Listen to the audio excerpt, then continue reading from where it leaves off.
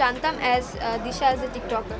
তো আমি বলেছি টিকটকার, কারণ যে আমি সবসময় ওকে টিকটকেই দেখি। আমি কারো ব্যাপারে খারাপ কথা আমি আমার স্ট্যাটাসে লিখবো না। একটা মানুষের ব্যাপারে আমি আমার জীবনে আমার ফেসবুকে স্ট্যাটাসে লিখবো না। এবারে দিশার মায়ের স্ট্যাটাসের কড়া জবাব দিলেন লুবাবা। আমি দিশাকে টিকটকার বলেছি কেননা আমি তাকে সবসময় টিকটকেই দেখেছি।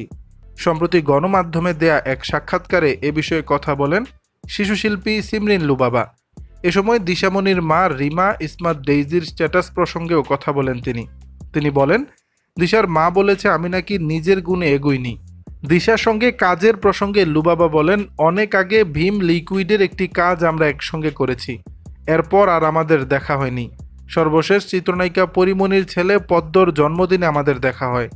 ওই দিন দিশার আম্মু আমাকে ডেকে বলেন, চলো ভিডিও বানাই। এই ভিডিও টিকটকে পোস্ট হবে আমি জানতাম না, পরদিন দেখি সেটি টিকটকে পোস্ট করা হয়েছে। মূলত এক সাক্ষাৎকারের কারণে আলোচনায় আসেন লুবাবা এবং দিশা। আলোচিত সেই ভিডিওতে দেখা যায় শিশুশিল্পী দিশামণিকে উদাহরণ দিয়ে সাংবাদিক একটি প্রশ্ন করলে দিশাকে চিনতে পারেন না লুবাবা। পরে সাংবাদিককে পাল্টা প্রশ্ন করে দিশামণিকে এক পর্যায়ে টিকটকার দাবি করে চিনতে পারে লুবাবা।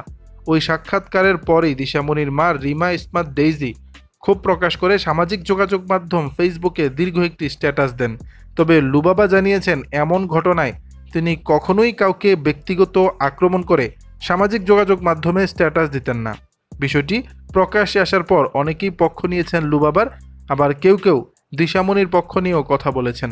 দর্শক, বিষয়টি নিয়ে আপনাদের মতামত জানাবেন নিচের কমেন্ট বক্সে।